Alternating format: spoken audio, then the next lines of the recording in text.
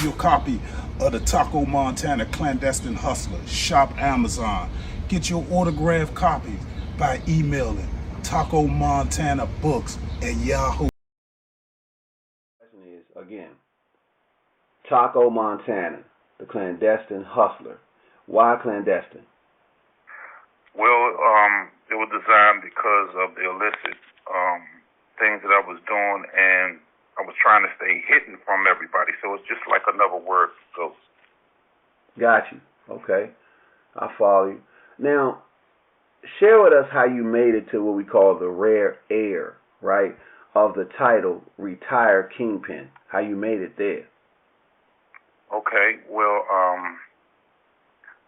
as I was in, this illegal hustle, when I first got in, I decided that we would get the money and run. So I always knew I would retire from it, because many people have not retired from it. They were either locked up, killed, or in jail. So I decided, I didn't want to go any of those routes. So I decided, I would retire within 6 years of doing it. Yeah, that's interesting, man. 6 years is all you really wanted, huh? That's all I needed. See, that's incredible in itself. You got cats we know who, at our ages, I'm sure it's dudes still outside the corner stores and still steal from habit, still hanging around the same bricks, man. And we in our 50s. It's crazy. Okay, so describe for us growing up off West Virginia Avenue as a kid, because people don't really know how vicious that area has a history of being. Okay, when I was growing up off of West Virginia Avenue, I was primarily like a little young and, somewhere in the ages of, from a baby to, like I said, I moved like at 6 years old. So, it was just a neighborhood where I used to go to Mr. Minor on Montello, and all the little neighborhood stores, you know what I'm saying, and the barber shops, and, just more so a little youth playing in the neighborhood, just curious and exploring. That's what I was pretty much doing when I was over on West Virginia Avenue in the Trinidad area. Now let me ask you this. So those of us like myself who end up coming, of course you was gone by then, but I spent 30 years over there. So that Montello name, see, listen, man, I wrote a short called Ghost of Montello. People don't understand the names what I want you to do is understand where you stomped at, man, such thorough grounds that, see, to you just be naming this, that, but see, for a lot of people, man, they was real heavy places to be at, though. You see what I'm saying? Right. See, that Montello, now I could be mistaken because, again, I'm really from Maryland, but that white store on the corner up the hill, is that who you talking about? Yeah. That the whole... Well, it's a couple. Yeah. It's like I said, Mr. Minor, everybody who, if you live in that neighborhood, and back then you would know Mr. Minor. Mm-hmm. Today it's probably a different store. You know what I'm saying? And like you said, the one that you're talking about that's down on the corner, that's a little further down. Okay. Where the door, it tilts like sideways. Right. Sideways. Yeah, I know that store too, but that's not far from Wheatley Elementary. Copy that. I would stop at those stores and then walk over to the elementary school. I got you. Now see that right there. Total trying to tie into you is that, look, man, we know what you ended up eventually, but people understand that this whole Northeast thing that follow your story, man, like, it's so full of like thoroughbred dudes. You see, it's like the pedigree that you talking about, man. If you know, and if anybody from the real DC area, these places ain't breed nothing but pit bull champion bloodlines, man. Right, exactly. So let me get back. So you moved in 1972. We got you moving up Montana Terrace, right? Right. Now I know, according to your whole timeline narrative, you weren't really interested as a young kid in anything criminal, nothing like that. But I want to find out, as we walk this, at what age did you start to be able to sort of comprehend some of the big cars, the women, and let's say some signs of the game going on around you? Well, it was a little different for me because I came into the game like no other. A lot of people came in because, maybe they were impoverished or they wanted to hustle behind somebody. when I came into the game, mine was because I felt disrespected by the government.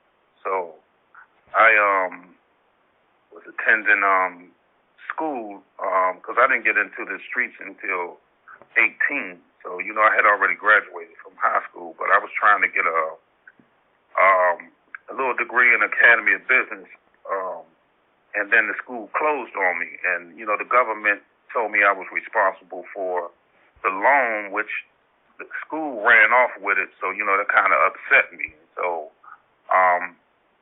that made me feel that I was left out, you know, in the streets. So I feel I had to strike back at the government, so to say, you know, meaning they're going to pay me since they said I had to pay them, meaning you're going to pay me. And as far as, like, the cars, I always had a motor trend growing up, you know what I'm saying? As little boys, you always had race cars, so I always understood cars. By living in South Carolina, you know, a lot of the guys down there, you know, they know how to fix cars and engines. So, you know, I understood engines, sizes of engines, you know, the blocks and things of that nature. So I already had the knowledge of cars, and, you know, so getting the new cars, you know, and having those vehicles, you know, it was really nothing. It was just something I saw a Motor Trend, because I always would get the Motor Trend book, so it always brought out the latest cars and trucks. I got you. So in other words, it's natural pretty much. Yeah. Now listen, I know drugs weren't at an insane level, right, like they were soon going to be down the road. But in junior high school, we want to know, like, what hoods were Montana's biggest rivals? Like, in other words, who did y'all rumble the most? Who did we rumble the most? Yeah. Oh, wow. Yeah, I got to really think about that. Well, I would just say from the standpoint of the OGs that were older than me, Montana rumble was Brentwood. Okay. Because Brentwood is something like, it's like the Bloods and the Crips, you know, where they really didn't mix that much, whereas though Brentwood, you know, most Brentwood people, they wouldn't come up Montana.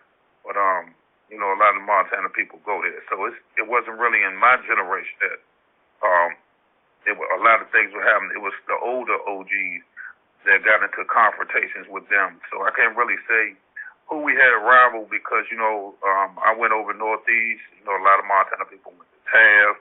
I went to Bernie Bacchus and places like that. So no one really came up there and did anything. You know what I'm saying? So we wasn't, like, attacked or anything happened up Montana. You know, it was, like, really secure. Okay, that's very good information. Because the thing is, see, that's interesting. That's why it's so good to have you here, man, because you're clearing up the things we would not know. Because my thing is, it's amazing you can say that because Brentwood and Montana are so close.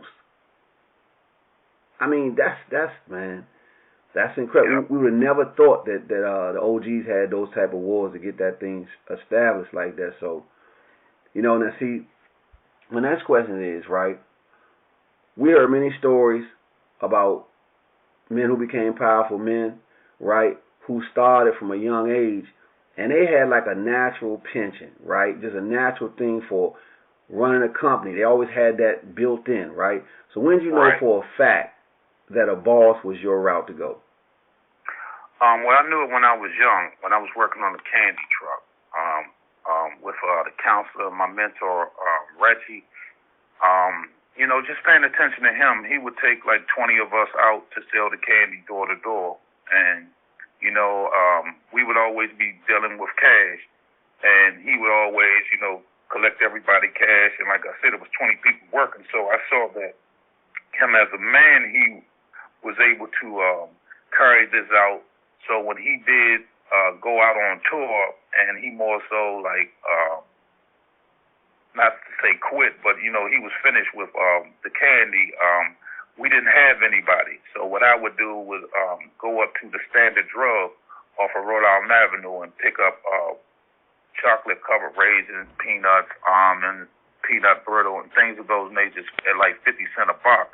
And I would gather like 12 people within the neighborhood, sisters, brothers, some cousins, and the other people living in the neighborhood. And I would get on the Westmoreland bus and take them up Tempe Town. and let them sell the candy door to door for me. So I would pay them, $1 a box. We sold the candy for $2.50 a box, so they would get paid $1 a box, and I would, make $2.50 myself. So that was a number of 12 people. So when I knew I could handle 12 people, I know I could do it 8 to 10 times more. Now see, you know what? Now see, that right there is incredible. Number one, I want to ask you.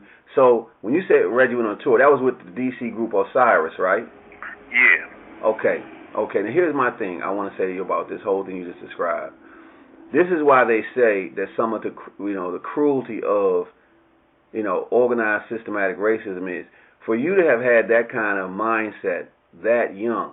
You hear a lot of OGs say that they've been killing off our future CEOs and all those things. That shows us, right, that before different things happen that influence decisions.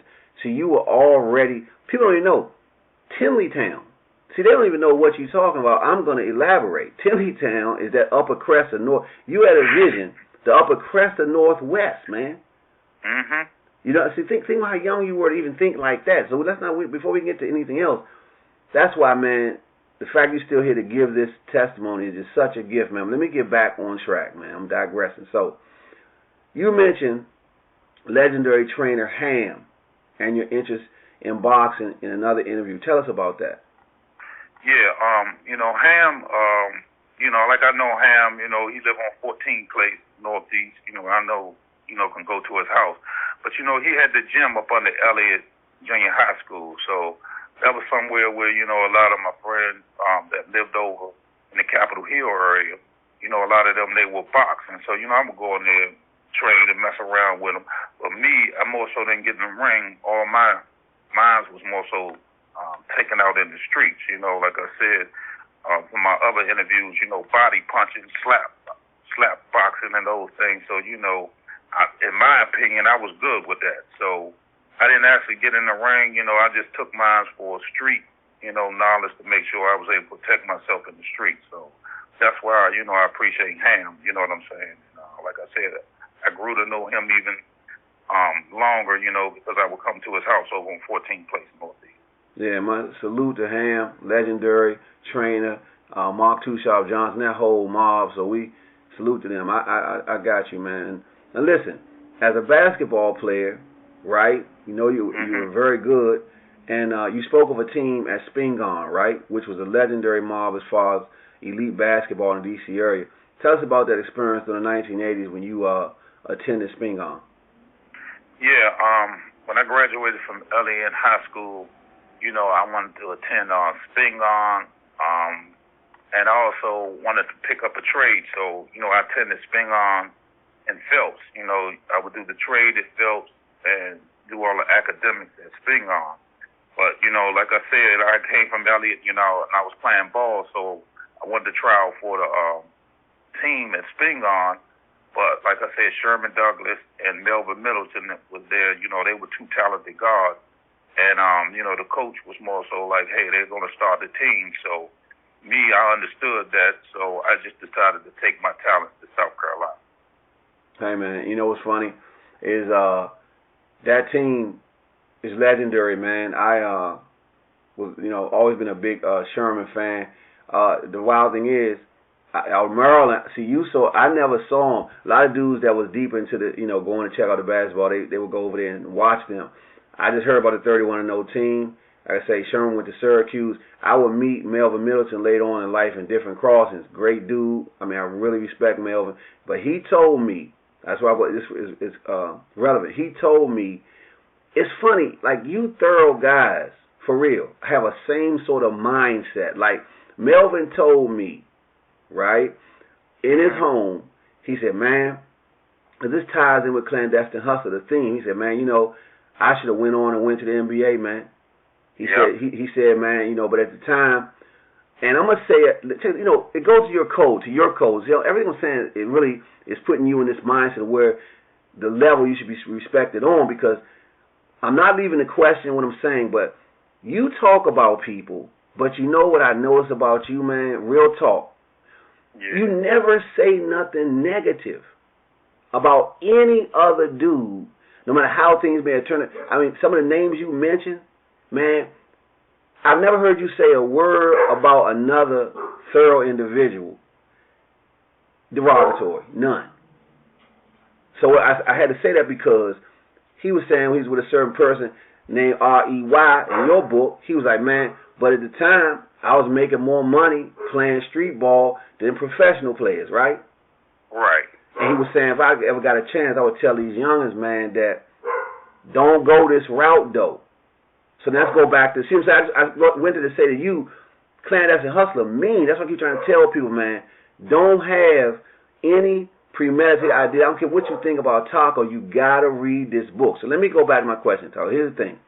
So you mentioned D Street, Rosedale, all these other spots, major spots, man. But see, when folks think of you, even with the name, Taco, Montana, but the thing is, you really an all-city guy from the standpoint that you've gone places, and people think that's easy. Now, we know that the DMV total, it's even places in Alexandria, Virginia you might go and get hopped on.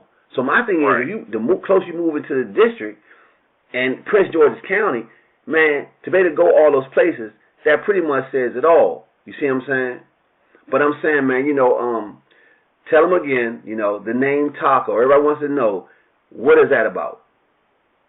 Okay, the Taco, that came from, again, like I've said in other videos, from Reggie's truck. We were young, and a guy on there named Kim, was teasing me, saying, hey, saying I was a Mexican, I crossed the border, I need to be deported. So, he was teasing me with it. And, I didn't really like it. So, like I said, I was young. He was a bigger boy, but I wanted to fight, because I'm saying, no one plays with your name.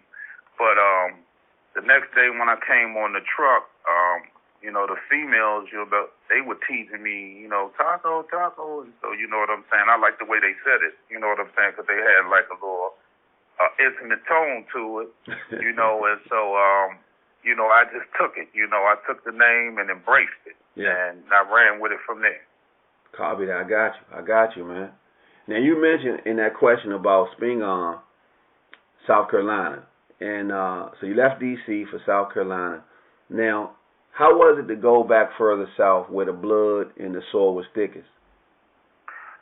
Well, like I said, it was a great experience because I would go down there sometimes in the summertime.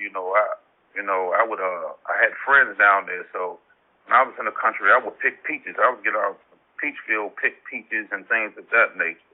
But then, my mother decided to take me down there one year, and I was interested in finding my father. So, I had to devise a plan so my mother wouldn't take me back.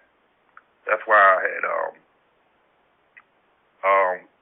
tricked her into leaving me there because I wanted to find him. And also, it was my opportunity to try out for the basketball team, you know what I'm saying, to get me a start position on that team. I got you. See, that was you led us right to my next question, because here's the thing, and this is going to be a sort of a inside, intimate question here, because, but it sort of help a lot of young men out here. Listen, explain to us why it meant so much to you to find your father, though. Because I believe that all children, should have both parents, and mainly the boys need to have, that male figure in their life to help them gauge and guide through all of the tough times and, difficulties in life. So that was important to me because, you wanted to make sure you had a male role model within your view. Like I said, Reggie, my mentor, I had uncles, my Uncle Larry, and I had other uncles who were playing that role. But as a man, you want to know your father, because I'm saying there's some things you definitely can gather from your father that will help you in life. Facts. I agree. Now, we know you had a special relationship with your uncle, man. And so what kind of things did he instill in you that you still practice today? Responsibility. He was very responsible. He was strong, you know what I'm saying? He didn't take nothing from nobody, you know what I'm saying? And he wasn't, like I said, my uncle was like 6 something, you know what I'm saying? Big, broad, muscular regular built, but he was more so like a gentle giant. He's very protective because, coming from our DC culture, moving in any state, we ready and we are like rough. So I took that from him, so that's why I said being responsible and he was a father there for his children. So I made sure I was a father for my children, during their growth period. Nice. So, that was one of the things, and, a hard worker, you know what I'm saying? Yeah, copy that. Now listen, so things happened. You decided to leave South Carolina and come back to the Chocolate City. So when you got back, give us a vision, man. Describe the scenery in Montana Terrace. Okay. Yeah, when I, graduated and, like I said, my Uncle Larry, he was killed down there, that was one of those times, I was upset. And so, the occurrence of that made me, want to come to D.C., to get some reinforcement because my plan was to come back and take care of that situation. But when I got up D.C., as soon as I got off the train and got up Montana, I was like celebrated. A lot of people were happy to see me. And you know what I'm saying? And I didn't really know too much of what was going on, but I noticed it was a difference. I could see that drugs had came up there because when I left, there were no drugs. In 82, there were no drugs, but I come back at 85 after graduation, and I see some of the homies out there hustling. So, me, I was green to it, not really knowing what it was. And then, that's when they broke it down and told me what time it was. Okay. All right. Now, from what we understand, the thing most folks never want to believe is that no matter what, you personally really were desperately trying to walk straight at first. So it seems like somehow, in certain communities, the game is set up so some folks have no choice in how they're going to survive, if you know what I'm saying. Right. So tell us when enough applications, this was enough. Yes. Like I said, I was out trying to get jobs at Geno's, Amy Joy, McDonald's, quite a few other places that I can't really recall, but I was out, trying to get a job because I think the minimum wage was $3.15 at this time. So I was actually trying to work, and like I said, with putting in application after application, not receiving those jobs, and then receiving a letter in the mail saying that I was responsible for a loan that I didn't get the full education for. I took that as a slight. And so all of that empowered me, to push forward. So, me, I would say that society pushed me in it, and I didn't come in out of poverty needing it, because, I was smart enough to do many things. But like I said, I couldn't achieve a job because of whatever reason. And so I just decided, let me get into the game. And see, that's so tight because I hope the youngers that see this understand. See, it ain't got it, like you said, it ain't got to be that. Because dig this, man. You said that the circumstances. See, a man ain't had to be impoverished. It's the fact that the way the game's set up. Mm-hmm. You know what I mean? So here we go. At that time, right? Paint a picture for us. The first year you actually jumped out there, right? Uh-huh. What were the fashions? What were dudes driving at that time? And what was your own style of clothes? And what was your favorite go-go band? Okay. When I first came, that first year, Pathfinders and the 190 E's and the 300 E's and the 84 anniversary Z's and the Maximus, yeah. You know what I'm saying? Wow. And there were other people had other cars, but that's what I was seeing at the time, but like I said, the cars, didn't really make me want to hustle. It wasn't even about that. So I wasn't even concerned about the cars. But like I said, during that 85 time, I was just concerned because like I said, I already had people when I was young taking them out on the bus. Me, I'm obsessed with just stacking money. So, that was my whole idea, was just to stack more cash. So I wasn't really concerned with the cars. Now, the clothes, Yeah, I love fashion, but when I came up from South Carolina, I was more so, I guess they would call me a little country bumpkin at that time. But, I always had that fashion sense. So, I would go up Georgetown and go out to PG Mall or Landover Mall, where I did a lot of my shopping at. And the places in Virginia, I would go shopping. So, I always had that fashion sense, and the clothes, like I said, I was wearing a mixture of clothes, Nike.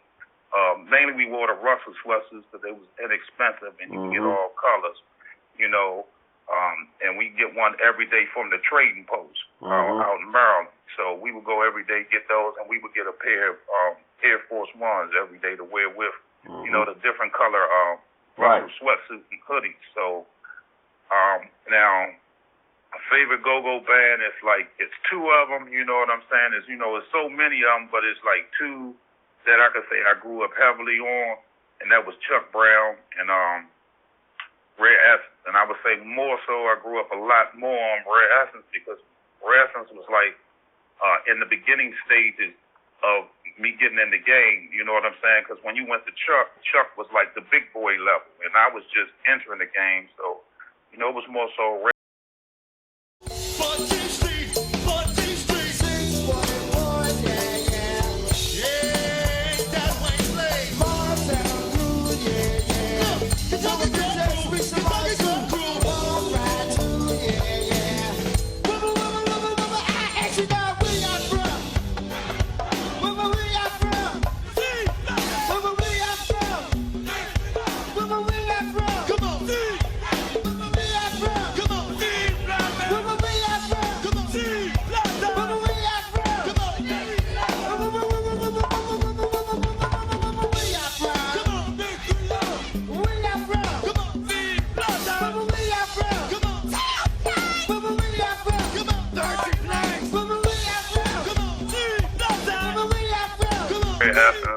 And the other bands, like EUC and them, but like I said, it would be Rare Essence.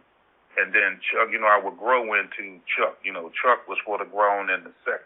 So that's how I came about, saying the Chuck, getting into the Chuck. So that's why I say it would be two. Like I love them all, but it's just those are the two that at that time I can remember, when I first started getting into it. Got you. Okay. Now, at that time, right, I'm using the word partying. Some people say, getting high, whatever, but at that time, name them all. What were people partying with most of the time? You saying as far as the band? No. As far as because you had already jumped out there, so as far as what they was getting high off. Oh, okay. Well, yeah, I mean, me, pretty much, you had some brothers who might have dibbed and dabbed, who might have snorted some powder, but me, marijuana was my drug of choice. And then, like I said, as time went on, then it became Remy Martin VSOP, that green bottle. So those were more so the things that I was dealing with out there, because, all the brothers who really dibbed and dabbed in the powder, I don't associate with them. You know what I'm saying? I knew that they might be a homeboy, but, I allow people to do their thing, without judging them. That's their thing, but still, that's my homeboy. But I just don't, when they get down to do their thing, I'm not around. I follow you.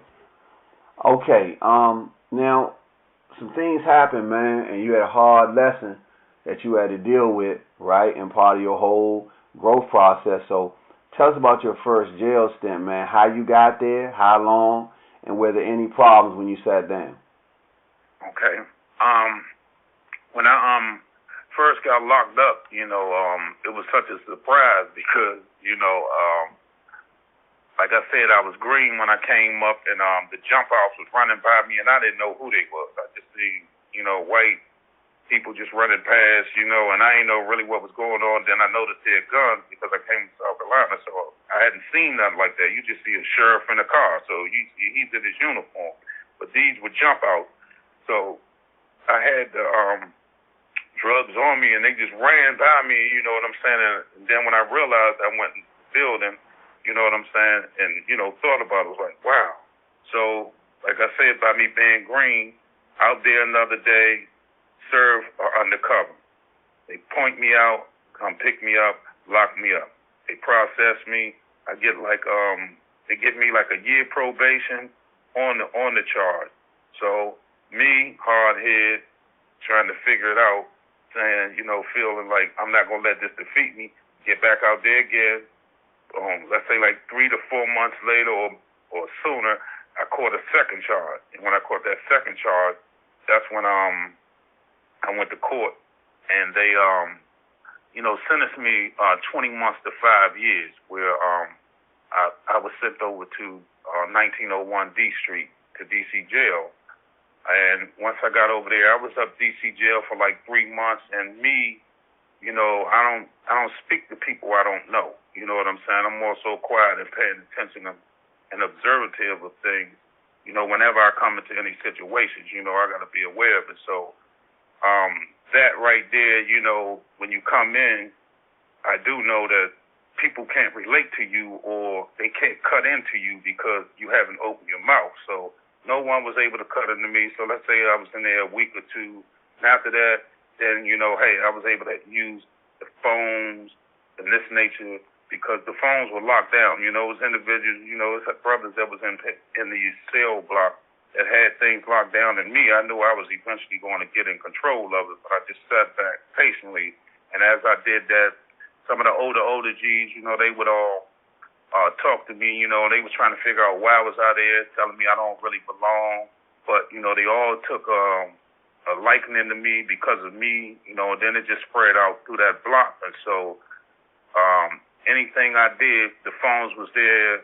Like I said, I never had any problems. Ain't nobody try to do nothing. And then, like, I played ball good, so everybody always, wanted to choose me to play on their team, So, that worked out. And then after 3 months there, they shipped me down to Aquan, which is down by Lawton. And I was in the K dorm. I was there for 5 months. Same situation. I knew some people, like I said, from the neighborhood and around the city who got locked up. But, I came into the dorm, and quiet, like I normally do. And the same thing happened again everywhere I go. The people, they take into me. And then I was able to meet so many brothers from so many neighborhoods that were thorough. And they would just, speak of how, they was out there doing everything, and the person who was serving them was not really giving them respect. And, and I told them, hey, when I get out, I got y'all. It ain't no problem. And a lot of them would tell you in jail, I had the Motor Trend book, and they'll tell you every vehicle I pointed out in those Motor Trend pages, I purchased when I came home. So that's why when they got out of jail, it blew their mind to see all the vehicles and the cars that I had. And I actually told them that I was going to get them, and they seen it come to pass. So that's why so many people, when I say or do something, they jump and run with it, because they like, he said it's money. So that's just how that went when I was in prison. It was just more so picking up other people, to put under my wing. That's how I could look at it. I got you. Now, I don't want to spend a lot of time on Aquan, but the last little piece I want to ask you, over the years, you heard a lot of things about the joint being a punishing joint. Did you see some things? Yeah. I think, like I said, a lot of things happen because people get out of line. You know what I'm saying? Or, people steal. You know what I'm saying? The same things in the street go on in the jail, but it's just you're confronted with it every day. When you steal something from somebody, it's there every day, as opposed to in the street, you could move to another state and avoid it. But in jail, you got to confront all your demons and your problems. That's the difference. So, yeah, I've seen stabbings. I've seen, a lot of things. The things that are happening in jail, I saw them all. But like I said, it didn't involve me. Yeah. So as long as it didn't involve me, it ain't my business. I saw it, but I don't have nothing to do with it. Only time I got a problem is when you're dealing with me. But if you ain't dealing with me, I ain't got no problem. I got you. So, now you came back to the game on a mission. You see, it made me think about Stingy Ding's song, One Man, $100 in a One-Track Mind. Yeah. So my thing is, just for the record, so you took one check given to you by your mother and you never looked back, man? Never. Because, and then what was so funny about that is there were some people who owed me, you know what I'm saying, at that particular time when I went in, and I guess, I'm locked up, and they didn't, pay it, or send it to me. So, when I came home, I went around, to a few people to try to get on, and, all of them, was playing games, to me, I'll say that, like, hey, put me on Promised Land in Whole Street. And so, like I said, I was just sitting in there one day, in my mind thinking, how was I going to get this money? And then, my mother, she saw me, like I said, looking spaced out, and he was like, what's wrong with you? Because I was listening to OK 100, and I was like, nothing, I'm just listening to music. And she was like, nah, something wrong with you. So I was like, nah. So she said, you know what, I'm going to give you my check. And when she gave me that check, I took that money, and like I said, I flipped it. I gave her money back, and I flipped it, and like I said, I never looked back. I got you, man. See, one of the things, it's funny how, man, I'm just talking in general. Cats will think the way I'm going, I'm pro Taco. I'm just pro thorough dudes, and I'm the type of cat will call it when I see it. And I'm saying, man, what I respect a lot about you is you mentioned Frey and Paul as two men who really influenced the way you move, man. Can you tell us about that? Yeah, like I said, I admire Frey, you know what I'm saying, from his strength, you know what I'm saying, and, seeing him out in the street and the way he carried himself. But I had a personal relationship with Paul, me and Paul, we would be together, eat breakfast, you know what I'm saying, be out with females at the hotels and things of that nature. So Paul was like a big brother to me, so we were very close, and I met Frey through Paul. So it was like Paul, everybody knew Paul, you know what I'm saying? Paul was a big boy, you know what I'm saying? So I was coming up under his wing. I was just one of the youngins that threatened not him, but I'm saying the position that, hey, I was on my way, because most of the people that were under him, they was just getting money, and, they were just living lives, driving cars, doing those things. But me, I was a man on a mission. So, like I said, Paul would even be able to tell people that, yeah, we were good and I outgrew him. So, that's not a bad thing. It's just I came up the ladder because I said my obsession was stacking money, making money. So, that's when he realized I was serious. You know what I'm saying? But, I take a lot, like I said, fashion and a lot of style from Paul. You know what I'm saying? Paul, very fashionable person. You know what I'm saying? Like I said, I looked up to him as a brother, at that time. Yeah. I mean, I understand that, because Lord knows, we used to see him drive through that east side, man. He was like a celebrity, man. Exactly. That's what I said. That was my man, so I looked up to him because of, like I said, he was fashionable, and you know what I'm saying?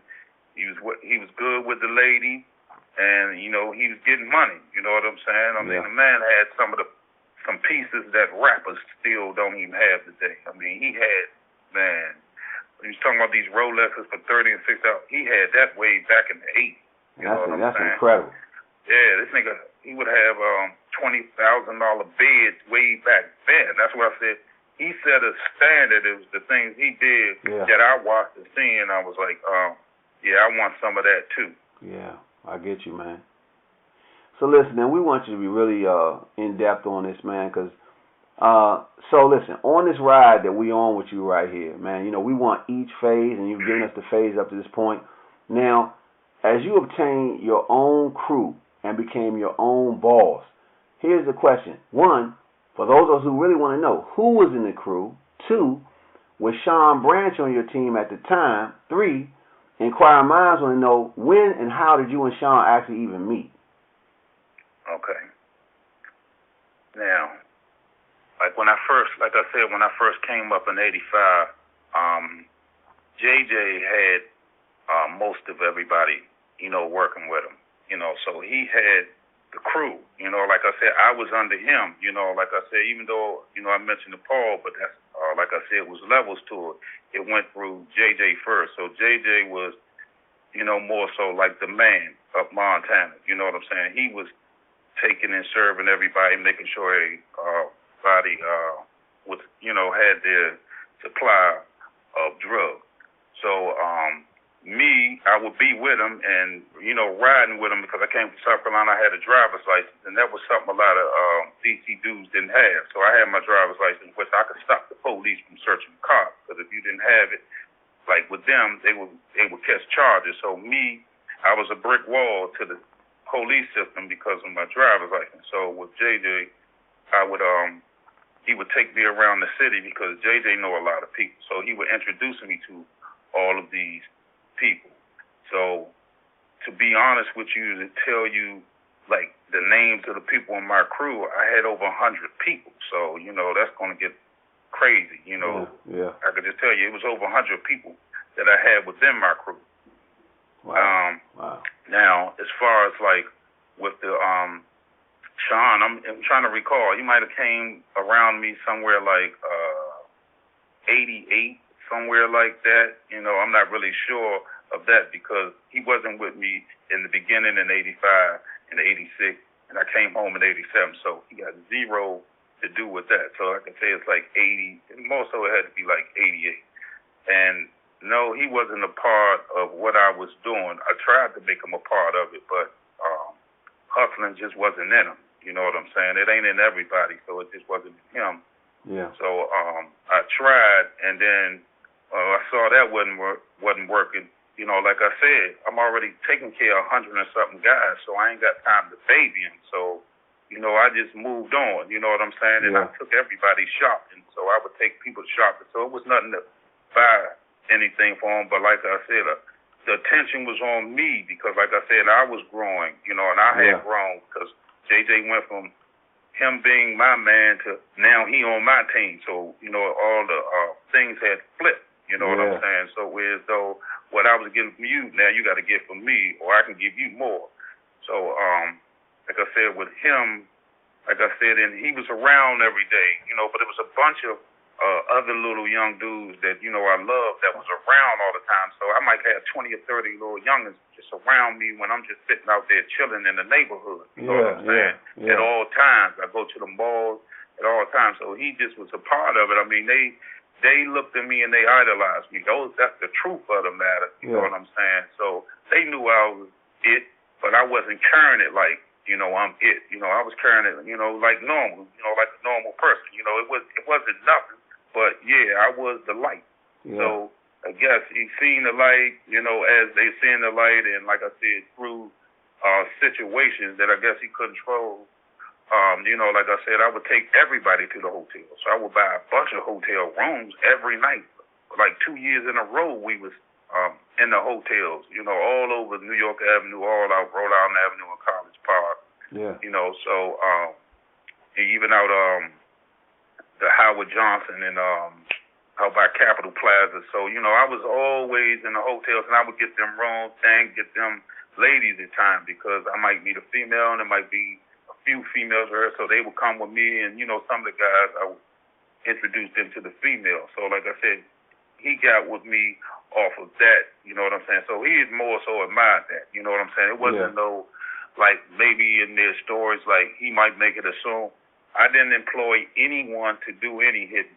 Yeah. You picked your role with me. You decided to inform me what it is that you wanted to do. And if I accepted it, we'll roll with it. So let's just have to say, if you told me you shoot jump shot, shoot your jump shot. You know what I'm saying? But I'm dribbling the rock. So you can't shoot a jump shot until I give you the rock, right? Right.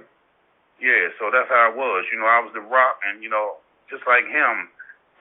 And I said, it's so many other youngers, like Choo Choo, Lil Rob, Lil Mac, Rat, Bullock. It was a bunch of youngers. See, it was Bullock. Bullock is one of the ones who Sean was with Bullock and them. Bullock was attached to me. You get what I'm saying? So Bullock was tight with me. That's like my little OG. But Sean and them was around him, and then eventually, Bullock got locked up. So, they all want to be up Montana. You got to remember, we didn't hang down in their hood. They wanted to be up Montana around us. You know what I'm saying? So he wanted to be around me. It's not like I didn't need him at all. I got you, man. Man, that Bullock name be ringing, because I sure tell you, out Maryland with some Bullocks that was super thorough, boy. Mm-hmm. Yeah. He's thorough. Yeah, this is one I'm thinking about. He out now, but he was off the charts thorough. You know, I just ain't gonna say his name. He was off the charts. All them Bullocks. Yeah, all them Bullocks. I'm saying my man that's deceased that lived over near Hecker Jamal, that Bullock, you know what I'm saying? He was like that. Like I said, the thing that people gotta remember, man, all of the thoroughest dudes, man, they my boys, you know what I'm saying? So I could discipline them, you know, meaning like I'm saying I'm gonna beat them up, and I'm just saying, let's say if they're doing something wrong, I could speak to them and it's not an issue or a problem. You know, I speak to them like my brother, so I could tell them, yo, what you doing, man? That ain't right. Yeah. Man, cut that out. And they would listen to me. But a lot of people might say something, they might kill them.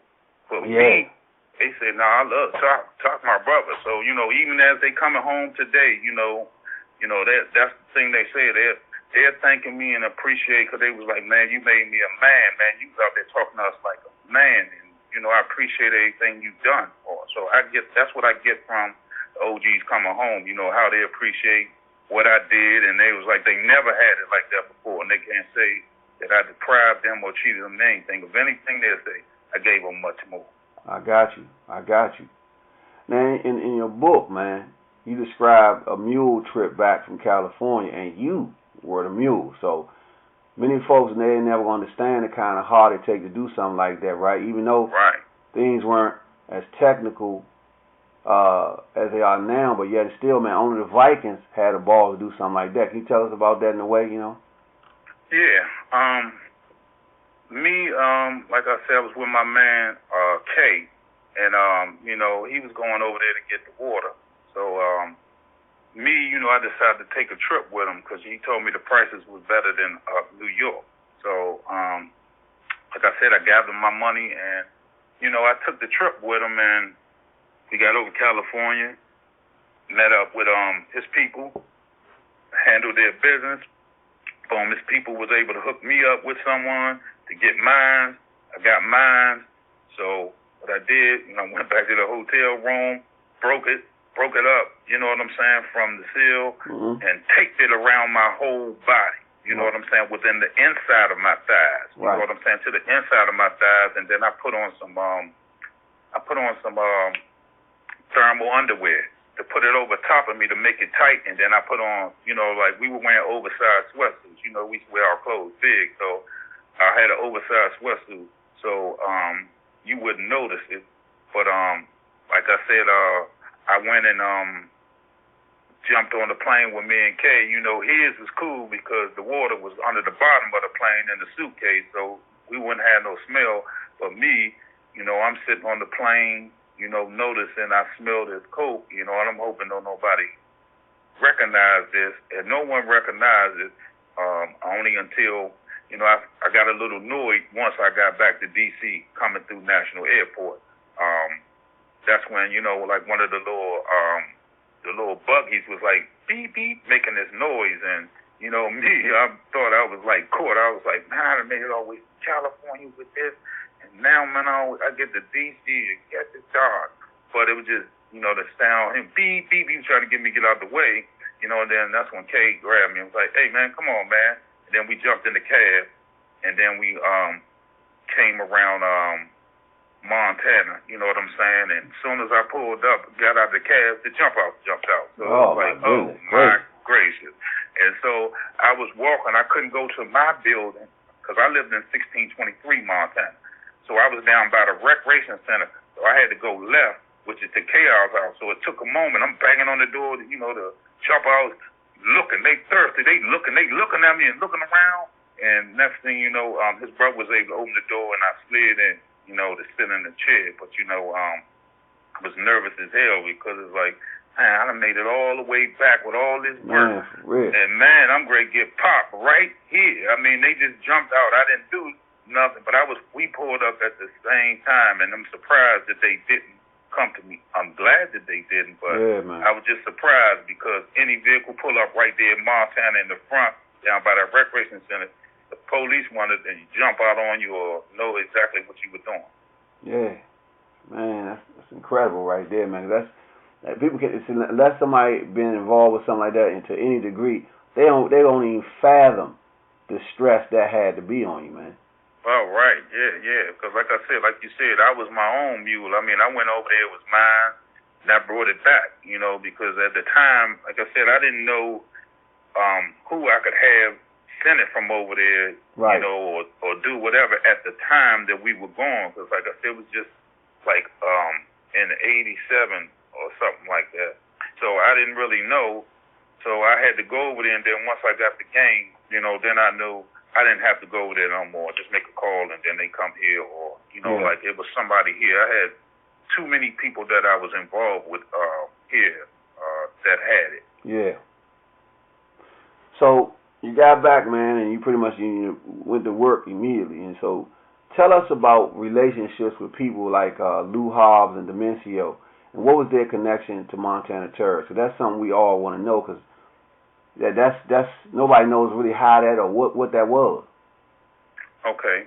Yeah, so I got to be honest about that, and that is even from my story in the book, I was locked up when the New Yorkers came, because like I said, I got locked up in '86, so they had to come sometime in '86 when I had went in, because no New Yorkers, no out-of-towners, no one was up Montana, because we wouldn't tolerate nothing like that. So when I came home and I noticed them there, me, because, D.C., the way we supposed to be, we so rough and tough to each other, I felt disappointed, because I was like, they invaded us, you know what I'm saying? And everybody was complicit with it, they was like McDonald's with a smile, you know what I'm saying? And that wasn't sitting right with me. So I had to go over on the other side of Montana, to investigate it. And when I went and investigated, that's when I ran up on Devon. That was one of their homeboys, rest in peace, Devon, but that was one of their homeboys who, he was over there doing this thing and they was around. So me and him had words, you know what I'm saying? And from our words, I guess he spoke with, that's when I met up with Lou and Demencio. So when we met up, you know what I'm saying? Like from his words, we all had a conversation, and I was like, hey, it ain't really no beef or no problem, but, Montana, this taco, and I'm saying, like, it's all right if Davon do his thing up here, y'all still that work to people up here, but y'all can't be hustling up here, you know what I'm saying? And so everything was agreed upon, because I'm being honest, when they was there, man, it was like they was running it, and so I was disappointed because, my OG, ain't nobody checked the situation, so, it was sad to me that I had to check it at that particular time when I felt they all should have checked the situation and did something about it. So I immediately did something about it because I knew Montana was me. You know what I'm saying? Even though you got some people who might fakely claim, but I'm the one who pushed them off and had them, and leave. You know what I'm saying? So they would just serve the work, but not more so, stay up there and hustle. That's how that went. Got you. I got you, man. Now, see, these 1980 stories, right, have become major interest now in the 2K, man. That's why it's such a pleasure to have you here to iron out a lot of the misunderstanding in terms, who's who and who did what. You see what I'm saying? Like, Montana terrorists is so mean, right, that New York dudes, right, refer to Demencio by Montana. So I want to ask you to help us understand how that came to be. Okay, like from my understanding, to be real with you, DC didn't give him the Montana. That came from up New York from one of his own homeboy. So that didn't tie to us. So even though it's Montana Avenue, see, a lot of people might have think, even with me with the Montana, hey, that come from Tony Montana Scarface. No, Taco.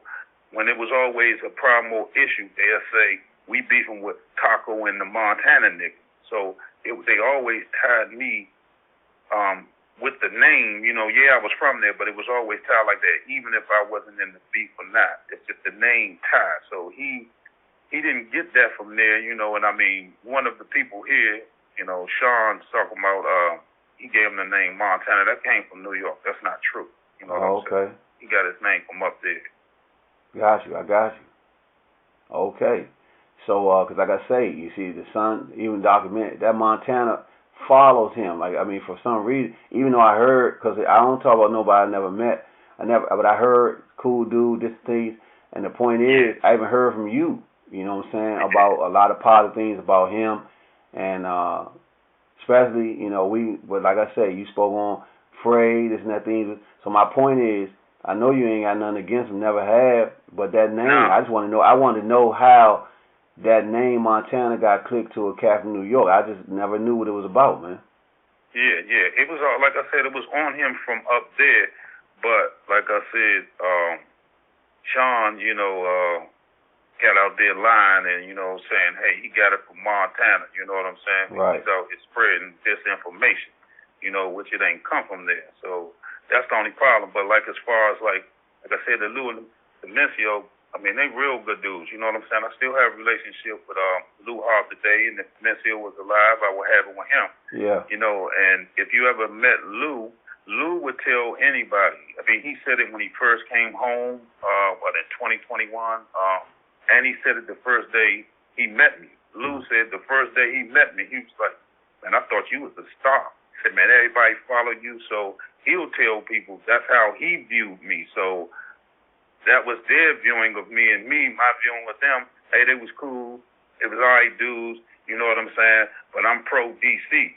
You know, people can be where they from, but I'm pro DC, you know, and I'm Montana. You know, this my set where I done ran up and down the hills and ate in everybody's mother house and helped all these people. So that's all cool, you know, that another outsider can come in, but you know, I gotta check and I let them know, yo, hey, this is me right here. So, you know, but I do it humbly. That's the thing, like you said, I'm humble about it, but I mean business. That's the thing. I don't talk a lot. I mean business, so I'm not going to say a whole lot. I'm going to say what I gotta say, and we'll deal with that, you know, however we deal with it. But like I said, you know, I got love for him. Like I said, I talked to Lou, and you know, I talked to Demencio's son, Lord Demencio, you know, he thanked me for coming out and, you know, saying, you know, good things about his father. And I'm like, hey, it was good things about him. Love his father. He was good. You know what I'm saying? But just within the story that was told, it's not accurate the way it was told to his son, you know, and that's the part that I was kind of upset about with Sean for telling his son, you know, a bunch of bull, you know what I'm saying, instead of giving him the real, you know what I'm saying? No, I got you. The thing is, like, I'm going to say this. I mentioned Lou's name. The thing is, listen, man, I study him and see the level that he was on. So you haven't seen, when you see this interview, you're going to see, because I say something in the beginning about context, and I'm only telling you that ahead of time because you said that Lou said he thought you was a star. Now, see, I remind folks, I didn't meet you in the streets, man. So I had a different view. And what I saw was the same thing. So I'm not saying I'm on the level with Lou saying it, but I'm saying that's what it looked like. You see what I'm saying? So I'm just saying, so I get it. So, like, for real, for Lou to be saying it, that should stamp the whole thing, because everybody knows his cloth. Right. You know, I met you on the art tip. I ain't even meet you in these circles, so for him to say that, so I just wanted to say that, man. But listen, okay, earlier I mentioned that not many kingpins live to retire. So we know there was a murder attempt on your life, and can you tell us what the last straw was, man, when you just said, hey, man, hell with all this, man? Well, the last straw that made me retire, like I said, it was already planned, like I told you in the beginning. You know, I told them from the beginning. I mean, everybody, they all will tell you, like I said, all the brothers, they'll genuinely tell you, yeah, Talk said, hey, we're going to get this money, and we're going to get out at this point in time. So, that the timing was already set, but, you know, like I said, you got to go through life, and I'm saying as I was going through the years, what happened that really made me, you know, stay to my word and retire on time was the loss of my son. You know, I had a son in Baltimore, and he was premature.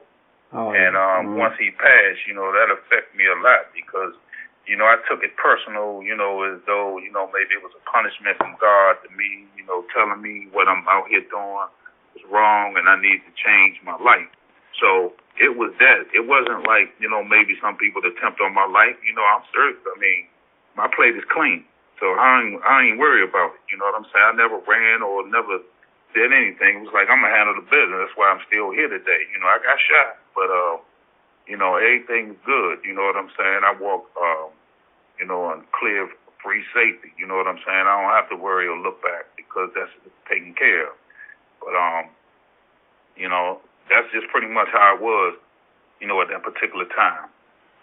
I got you, man.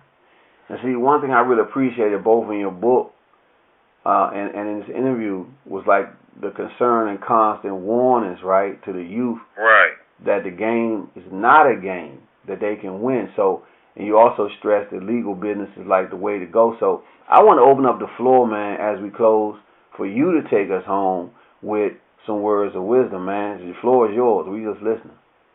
Okay, yeah. I'd like to give a shout out to everybody in D.C., Northeast, MD, VA, Southwest, Northwest, Southeast.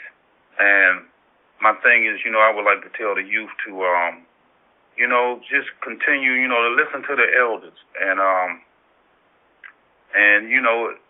don't get caught or involved in the streets because it's much bigger than what you can imagine. And I already know you're not prepared to do the time behind the wall. But you can do that time in society by developing or finding something that you're interested in and then get on your path to greatness. But like I said, you got to listen to the elders and you got to be humble. You know what I'm saying? Respectful to people. You know what I'm saying? And that will help you all like the education is some of the things that you would definitely have to have so you can empower yourself and always, speak to those people who inspire you because they can give you a message and help put you in the right direction. So, like I said, it's a lot of things they can actually do, but you got to be willing and able to listen and learn. That's the main important thing, the listening and learning, in respect to the elders. Wow, man. Much love, respect, man. You're a blessing to, still be around, man, and teach, man. And like I say, man, we hope that the best in all your endeavors coming up. Much of what you'll see during this program has to do with drugs, violence, money, and young people.